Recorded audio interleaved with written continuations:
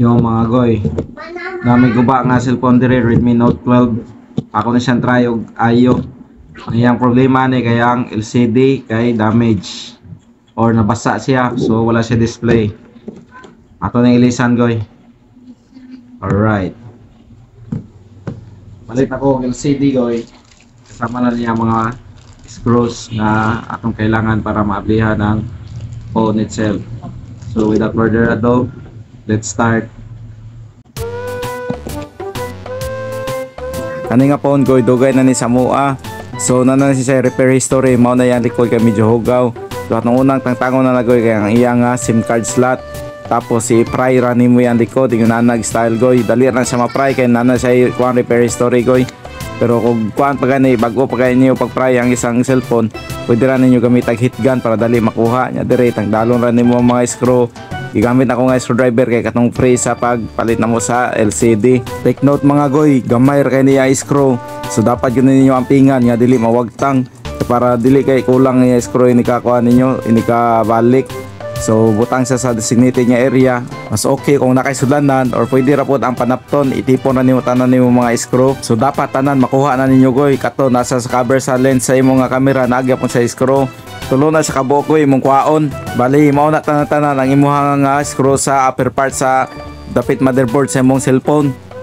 Next imong kwaon goy kay ang lower part nga screw. Dali ra na siya makuha goy kay kita ra gud na siya di para sa bababa nga dagay tabon sa lens sa camera. Patience ra gyud ka pagkuha sa mga screw ani goy kay gamay mo goy kayo.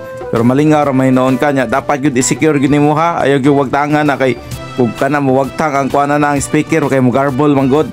Dapat yung kompleto na siya nga pagkuha, kompleto po nga pagbalik sa imong mga screwdrivers. Ako na lang po gilimpyuhan ng mga gagmay nga adhesive nga nipilit goy katulad sa mga previous nga repairs niya. Sunod na goy kay imo nga ablihan ang side panel ana dali ra kay na goy makapwede ra nimo tudlo-tudloon. Awa inana ra na siya goy matangtang day na siya. Ayo din yung kalimti ang iyang fingerprint sensor. May gani wato na putol o kabantay pod. Kaoy niya mao na ni siya goy tanggalon na nimo yang mga connectors para sa pag-prepare pagtanggal sa LCD. Ang connectors na nagoy kay dali ra kay natanggalon pod. So na pag natangtang na tanang connectors or naibot na, pwede na nato i-pry ang iyang LCD. Anaara na goy sok-sok ra to yung plastic nga libre niya. Ay kahadlok kung mahinanay mong LCD kay natural ra mo gud kay naguba naman na siya. Mao na yang naong goy. Just listen ni goy kay guba na magoy niya, basa mo gud ni. Water damage. Kaya walang talaga sa pag-asang gumana. So papalitan na natin siya.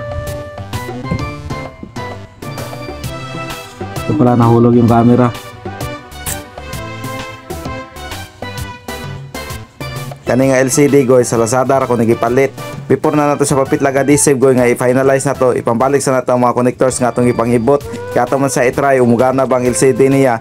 Sa ato sa testingan goy. Na lobat makay na mong cellphone ako sang i-charge. So nasa positive nga outcome kay ni charge man siya na display goy ba. Okay na kayo ni. Tanawa goy. Di ba ayos kayo? Digana na siya. Ato i-try ang touch response goy. Okay man siya. Before ana goy ato po tayo testingan kung nay mga kulang-kulang or ghost touch or unsa ba. So far goy okay naman siya. Nanigala na tanan niya buttons. Mabakpod siya. Okay kayo goy. So after ani goy ato na sa papitlan og adhesive kay okay man kayo ang ato ang LCD nga napalit. So before nato ipapilit ang ato ang LCD, tanggalon sa nato ang mga residue or mga hugaw sa previous nga LCD nato. I-scrape ra ko na goy kana tong mga dagko na kayo nga mga ugagay nga adhesive. Mao na akong gikuha goy. After ana okay na diyan na nimo ipapilit ang bag-o. So ana ra nagamay ra kay ni siyang sud goy pero dapat imo gini siyang kuanon gamay-gamayon ra ba. Kay winani man gud nga imong papakasan wala oy dinhi siya ma fully kuantanan, ma fully covered og kanang adhesive. So dahan-dahan na kapag butang kana ako ra gigamit ang katong screw nga spare. Inana ra. Og wala man kay mo inaning adhesive goy. Akong gitry sa una kay katong Bostech nga no nails nga kato kay color brown nga adhesive sa Bostech sa hardware. Pwede ra po to siya goy. Nice po to siya og pilit. Mura po siya kanang inaani. Anyways goy, tagaran na mo sa pressure para mo duot gud og maayo og mopilit ang iyang adhesive. Kani goy wala na ako gipapitlag mga unsa nay lastiko or unsa ba para mopilit. Automatic na siya mo harden ra na siya og mo stable ra na iyang band sa LCD.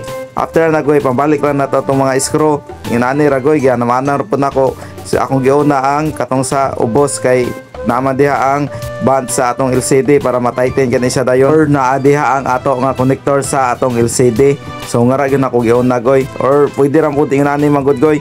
Ang unsay imong una nga gitangtang mo to imong last nga ibutang.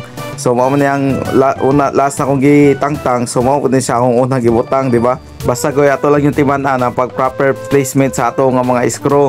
Ayaw jog kuan sugot nga mawagtangan yun na siya kuan, bisag isa lang yun kay ba mo dili na consistent iya nga pagkuan tighten sa cellphone kung kulangan og isa or duha ang imong nga screw.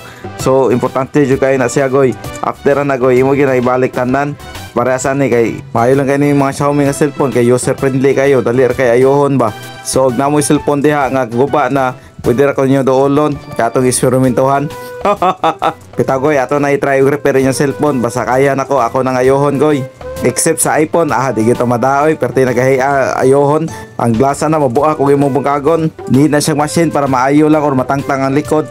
Ilam ko nang gituyo kay para nga di ma-repair o mupalit na kabag-o. May pa ning mga China phone no, dali kay i-repair. Sa ginani lang, high quality gapon. Muganar gapon naging mga ayohon. Actually, bisag unsa nga Android phones goy, dali ram na sa ayohon.